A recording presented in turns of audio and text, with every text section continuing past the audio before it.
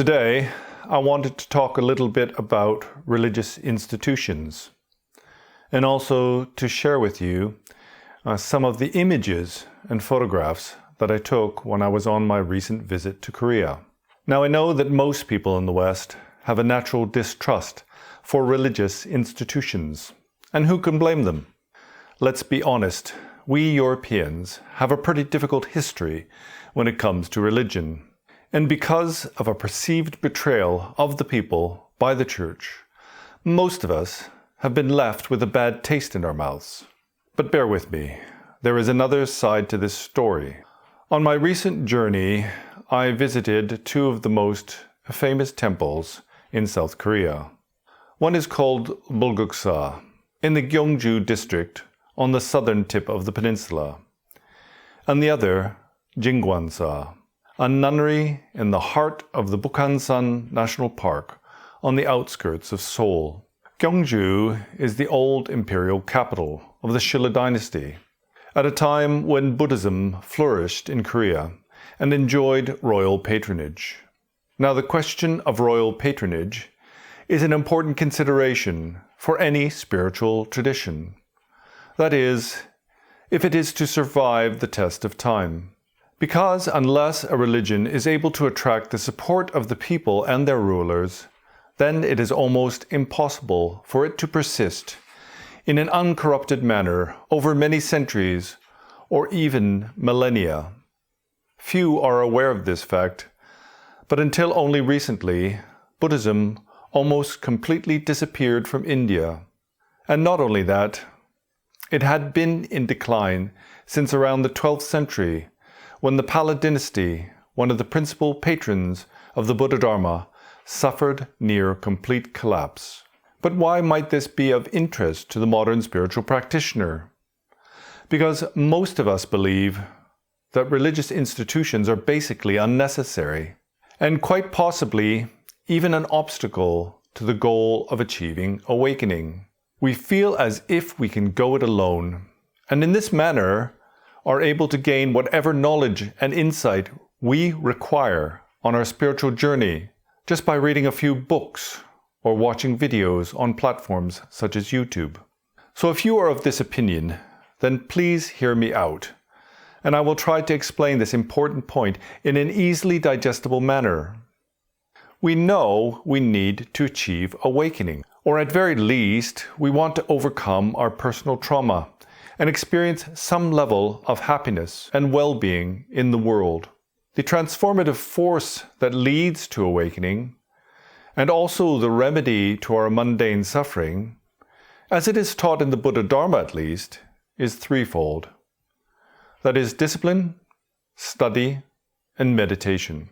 But we live in a permissive society, and these days, most people see discipline to be somehow unnecessary. We constantly want to be entertained and distracted by self-indulgence and personal gratification. And moreover, many regard virtue and morality to be somehow old-fashioned or outdated. Of the two types of meditation, discipline is said to be the direct cause for abiding in tranquility, and study is said to be the direct cause for the dawning of wisdom. And although without wisdom there is no transcendence, without a stable and peaceful mind, one will inevitably fall under the sway of one's negative emotions. Like a feather blown by a storm never comes to rest, one will never settle long enough to recognize this primordial wisdom. And this is the entire purpose of these traditional Buddhist communities: to establish the harmonious conditions for a peaceful life, and also for the development of insight. For the moment, let's leave aside the question of achieving permanent happiness and liberation. Instead, let's only consider the effort required to achieve one's worldly goals, like getting a good education, finding a job, or somewhere decent to live. I mean, if you want to become a teacher in Canada, as a bare minimum, you will at least need to complete a 3-year post-secondary degree. And if you are lazy and don't apply yourself, then there is basically no way for you to succeed, let alone have long-term career prospects. Well, liberation, if such a thing exists, is taught to be a far more difficult prospect than any worldly goal.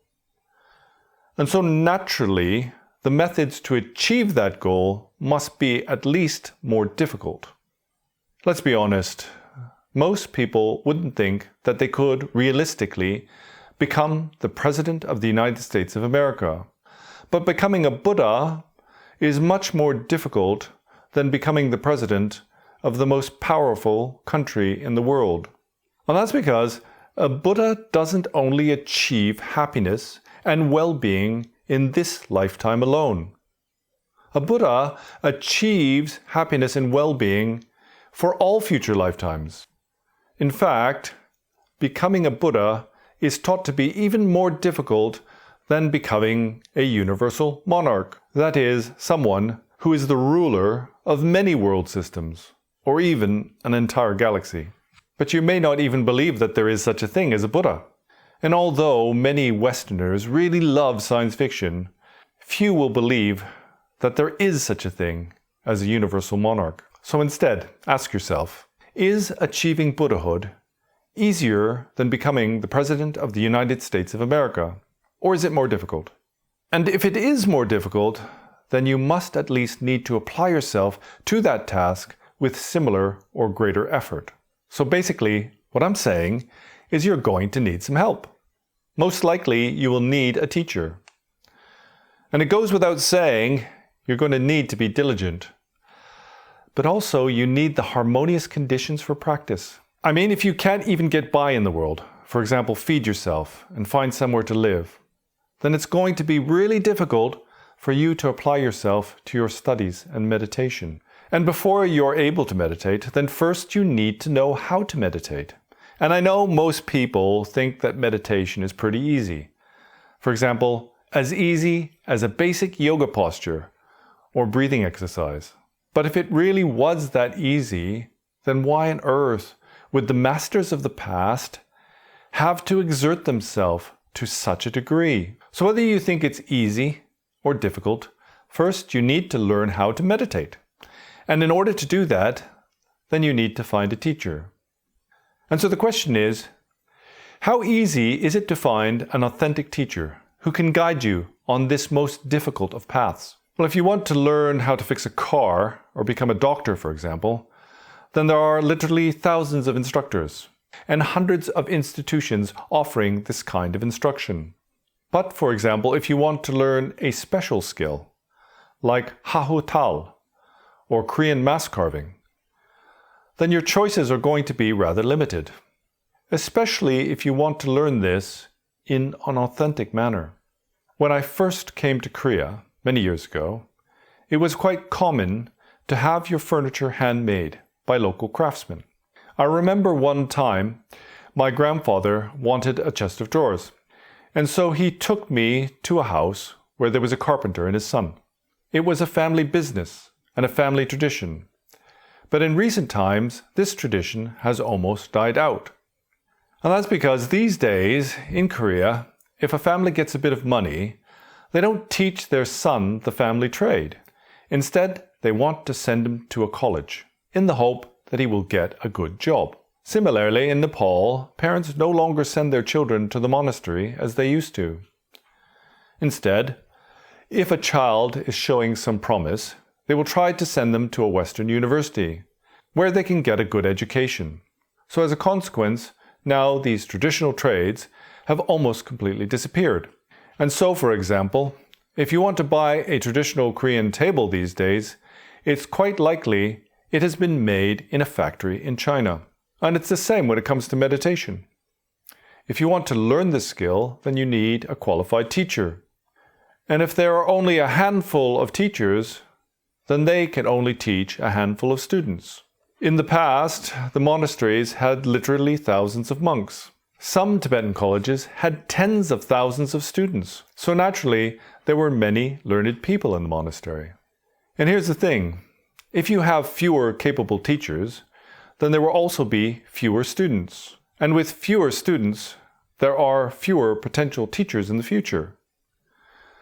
And so what happens is, eventually, the spiritual path enters into a kind of death spiral. And finally what happens is, the spiritual community experiences an extinction event, where there are no longer enough learned or experienced practitioners to sustain the monastic population. So in the past, these monasteries like Jingwansa and Bulguksa helped to maintain a healthy population of monastics. In the Buddha Dharma at least, a monastic is someone who has given up worldly life in order to dedicate themselves full-time to spiritual practice. And really, it's necessary to dedicate all of one's time to study and practice if one wants to become learned or gain experience in meditation. And in order to facilitate this, then these monastic institutions were comprised of 3 principal branches. For the branch of study, it is necessary to establish monastic colleges. For the branch of realization, there are hermitages, where the mendicants principally devote their time to meditation. And in order to fund the entire venture, then there is the monastery. That's the branch of worldly work. Really, monasteries are worldly institutions. They're better than most normal worldly institutions, but they're still worldly. At the monastery, then the faithful come to give in generosity, which is their principal means of engaging in virtue. So in the past, places like Bulguksa and Jingwansa enjoyed royal patronage and were influential in propagating the Buddha Dharma over many centuries. And although, as tourists in Korea, we may very well be impressed by these ancient institutions, the truth is that they now pale in comparison to their former flourishing selves. When I visited the monastery in Bulguksa, I did not see a single monastic practitioner. All I saw were tourists and lay volunteers. In fact, there was a coachload of French tourists there. And when they saw me coming down the stairs, they all got out their smartphones and started to take pictures. They started pointing their fingers and said in unison, "Look, there's a monk!" Quite frankly, they were desperate to see a monastic. I mean, we generally associate monasteries with monks and nuns, and so we expect to see them when we go there. So anyway, this group of French tourists were desperate to see a monk, but then they became quite confused, because they recognized that I wasn't actually a Korean monk. And one of them said in French, "That's not a Korean monk, that's one of the Dalai Lama's monks." These tourists, just like the Koreans I met wherever I went, wondered what on earth a Tibetan monk was doing in their country. But although Tibetan monks are rarely seen in the temples of South Korea, it is also the case that Korean monks and nuns are becoming more rare. Monasteries like Bulguksa are now more like museums or cultural centers. And the only time you will see a monk or nun is when they are required to perform special rituals or ceremonial tasks. But all is not lost. Even though, overall, Zen Buddhism is in decline in Korea, and more people are solely pursuing the worldly path, there are still thousands of monks and nuns, and also a few exceptional places, like the Hermitage at Jonghae-sa. Now the question is, why is it that some places are thriving, whereas others are in decline? Well, there are several contributing factors, but primarily this depends on whether or not there is the opportunity to rely on an authentic master, or otherwise study Buddhist philosophy and the sutras. So what I'm saying is, these places where monks and nuns are merely expected to perform rituals and put on a show for the tourists are unlikely to attract serious spiritual practitioners. And this is the case in Nepal as much as it is in South Korea. For example, many monasteries in Kathmandu have had to close their doors and are now functioning as guest houses. And also many smaller Dharma centers, although on the outside at least, seem to be engaged in Dharma activities, are themselves no more than glorified guest houses for the many spiritual tourists who come to the East looking for mystical experiences. But don't get me wrong, there still are sincere spiritual practitioners, both in the East and in the West. The problem is and this is especially the case in the West, few of them actually understand the spiritual path or have their own experience in practice. And because of this, they basically don't understand what is of greater and lesser importance. And consequently, they are easily led astray and seldom make significant progress in their practice. Well, I still have more to say on this topic, and I also have more images and videos to share from my recent visit to the temples of South Korea. But this video is turning out to be rather too long, so I think I will leave it at that for now and save it for another video. So good luck with your meditation, and see you next time.